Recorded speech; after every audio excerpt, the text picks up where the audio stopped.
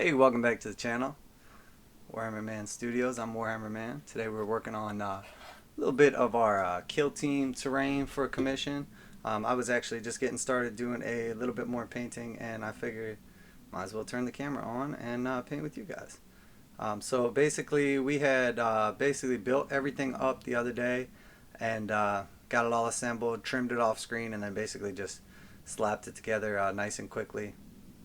And I hit it with a nice black undercoat,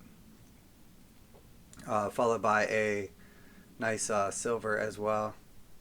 I believe it was the aluminum actually I went with. I don't like to use the lead belcher on terrain if I'm going to be doing like a lot of weathering on it, because the lead belcher just starts off too dark, so I feel like I have to like bring it up a color before I can darken it back up, or else it just ends up like it just ends up too dark overall. I don't like real dark terrain. I like it to be dark so the models like stand out, but I don't like it to be, so dark that I don't know. It loses a lot of like the cool detail and everything. So I like to find like a nice little area in between. So I basically went with the aluminum instead on it, and then what I'm doing now is I'm going through with a copper and just doing some picking out some random details. I left just a little bit of black down in some of the cracks for like our shadows, but overall get a nice solid coat of aluminum. It's going to give us a real nice finish, smooth one. We are looking for a weathered look, but we're going to do the weathering in a little different of a way. So we want to start with a nice crisp and clean metal, and then we want to kind of like basically make that metal look like it got old, as opposed to like, when we were essentially simulating like the rust effect is like the rust from underneath. So we do that first. With this, we're not going to be doing rust. We're going to be doing a similar effect where the paint like is sort of like chipping or worn off, or where you have like water stains in this case, because it's like outdoor. I guess you could have water stains still in Necromunda, but I just think like in an outdoor scenario, just the way like the water over time like just kind of runs down and leaves like the little trail of grime, it like kind of pulls away with it. I just think that's like a cool effect, and it looks really good on this style of terrain as well. I'm definitely a big fan of it. This style terrain, like I was saying in the other video, has really grown on me a lot. When I first experienced it, someone had brought a set to our local store, and just kind of left it up there, and I hadn't really messed with it. And like the only like time I kind of played a game on it, I didn't realize like how the little clips worked or anything. So when we were like moving around and setting it up, it was like falling apart, and I didn't know if it was just like poorly glued or what the deal was. I had never even seen the stuff up close before, so I just like naturally right off the bat was just kind of like meh about it. Um, so I never really like explored it that much, and then over time, I started messing with it as I kind of got like a couple little pieces in different kits, and I was like very impressed with the detail of it. And again, although like the gothic like ruins were like more my style, this stuff has really started to grow on me, and I actually like after painting a few sets of it up, I really enjoy it, and it's great for kill team too, because it has stuff like the little pipes and everything that give you like, that little bit of cover that you need for kill team, as opposed to like, in Warhammer where you want like, I mean, I guess really it's really good for everything, because one thing I like about this that didn't come with the ruin set is there's like no line of sight blocking terrain. If you got like the first kill team or like ruin set, there's like literally nothing. As we're in this, you have quite a few. Like every one of these like tanks basically could essentially be like line of sight blocking. Obviously if not if you're a knight, but depending on what unit you are.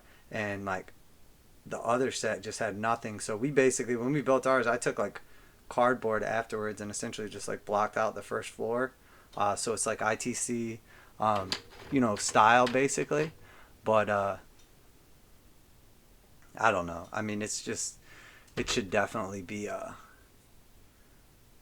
there should definitely be some line of sight blocking. So I guess overall, like the Mechanicus Terrain, I think as far as like functionality is probably a little better. And I mean, it looks really cool too. Like I said, it just took a little time to grow on me.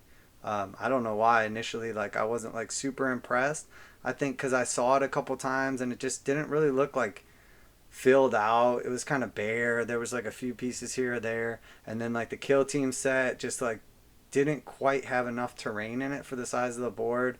So again, it kind of just looked bare, and they just had like a couple platforms just kind of freestanding in the middle of nowhere. So again, it just like it didn't sell me on it. And then like once I started messing with it, and you realize, okay, if you take a couple more pieces and kind of add them in, you can really fill out like a table really nice. And when you do fill out that table, like the final effect that you get is actually like really solid. And then if you actually like take the time and actually like build out your table and everything, like the previous set that I did like this, I basically just went through and took like a quilting board and just started adding stuff to it until it was like enough that it felt right. And then I switched it and did like a whole nother configuration, but with all the same stuff to just make sure that it was reasonable to think like, okay, you can just kind of assemble this like however you want. I didn't want it to be like there's one way, and if you put it this one way, it's like a good board, but any other way, it's like, missing stuff. And that's how I kind of decided like how much extra stuff to add into a kit to where like I would be happy with a board. Because the last thing you want to do, especially when I'm doing like a commission for someone, or like selling a pre-made board or whatever, like nobody wants to buy like a 3/4 board. Like you want to basically like, if you're painting service, like whether it's an army or whether it's terrain, like whatever it is, like most people that are paying for the painting service are not paying for it because they couldn't do that. If they like really spent the time and put the effort or whatever, like painting isn't hard, it's tedious.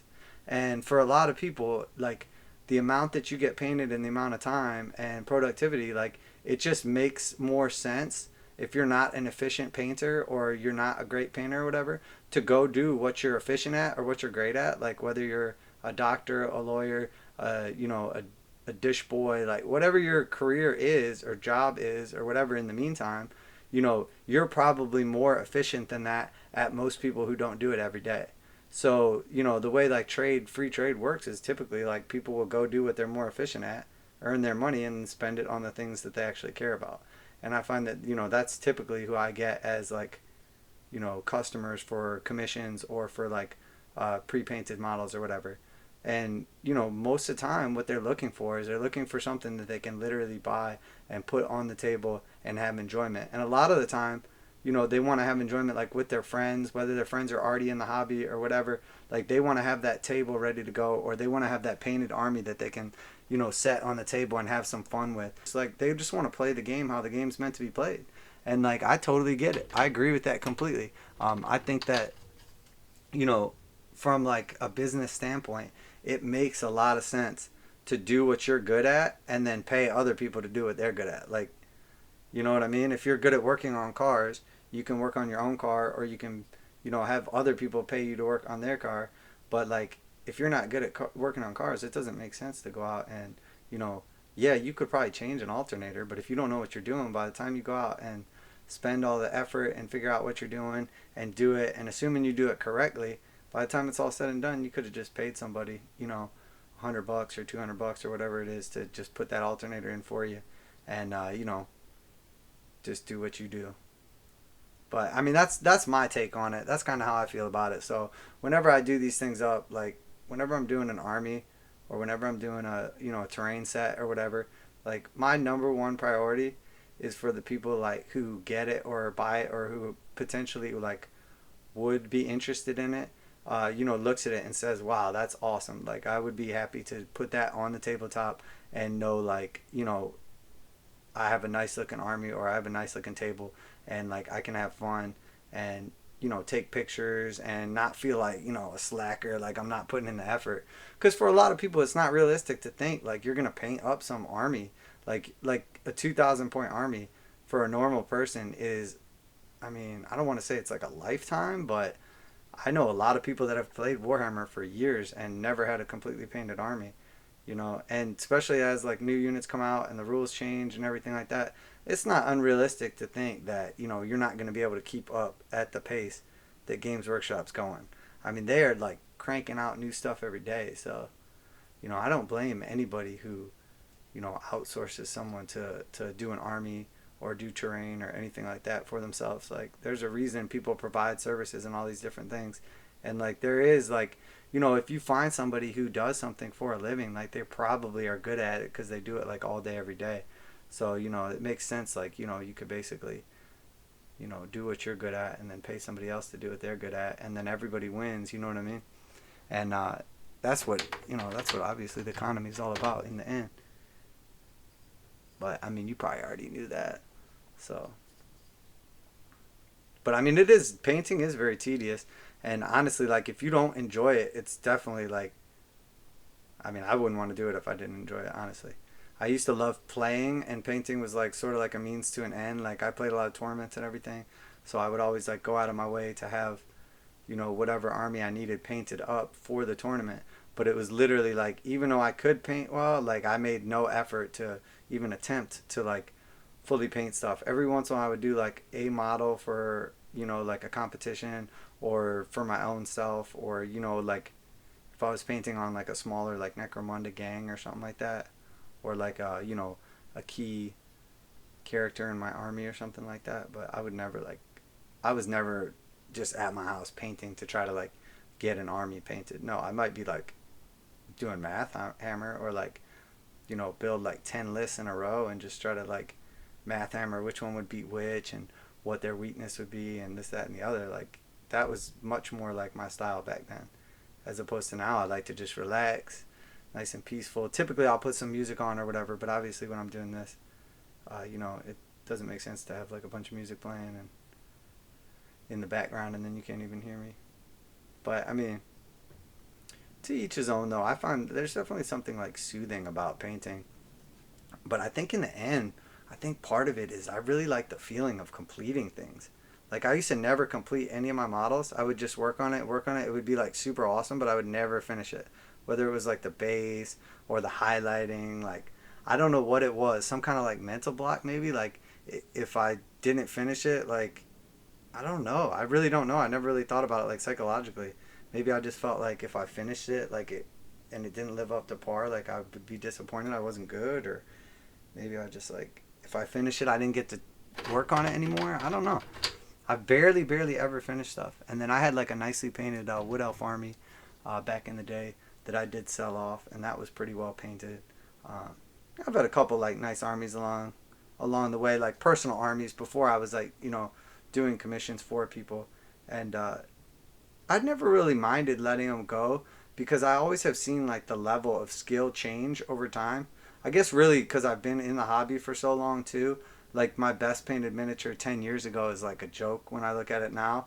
And not just because the paint jobs, like, it's not like I'm like amazing painter or anything, but just like the actual models have gotten, you know, so much better in that amount of time too. Like, if you take a, you know, a 10-year-old model and compare it to what's out now or whatever, like the amount of detail is like pathetic. So the thought that like no matter if you were the same quality painter now and 20 years ago or 10 years ago or even like 5 years ago, you know, to think that like the actual model that you're going to be painting is going to make enough of a difference, you know, that if you paint something brand new, it's going to look exponentially better than a model that's like a few years old. I mean, some of the stuff like the new Primaris Space Marine characters that have been coming out are like absolutely phenomenal. I mean, they like blow pretty much like any, I think pretty much any character Games Workshop has ever made like out of the water, honestly. I mean, the models are sick. It, you know, obviously if you like that style or whatever, there was a couple of them that were like a little ridiculous. You know, the what's his name, the Imperial Fist guy, Tol Garadon or whatever. His fist is like so big, it looks like ridiculous, but it's still cool. I mean, and he is the Imperial Fist, so I get it. And that thing is like beastie in combat. So, but I mean, it's just like, you know, he's just such a massive dude, and like kind of reminds me a little bit of Hellboy, like that massive fist. But I mean, again, like I love the model. Don't get me wrong. And then you got like Shrike is like completely different, like clearly cool, like Primaris style. But then he's got like that emo like little thing going on. I mean, it's just, you know, they just went like they went full out creativity, you know, with the new stuff. And then on top of that, like the actual models are like phenomenal looking as well. So it's sort of like a double whammy of awesomeness. Like the whole range is very impressive. So as you can see, we're about 15 minutes in. We crushed it.